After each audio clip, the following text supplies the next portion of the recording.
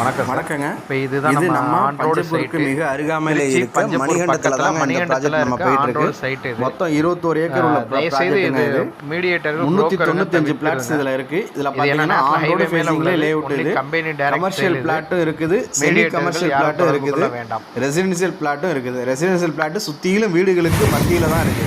வீடுகளுக்கு நடுவில் 2 பக்கமும் வீடு இருக்குது. நம்ம அதுக்கு நடுவில் தான் அந்த இடத்துல தான் நம்மளுக்கு புதுசாக 395 பிளாட் போட்டிருக்கோம். இது ஸ்க்ரீனில் தெரிய நம்பருக்கு நீங்கள் கால் பண்ணி இப்போயே புக்கிங் ஸ்டார்ட் பண்ணியாச்சு, புக்கிங் பண்ணிக்கலாம்.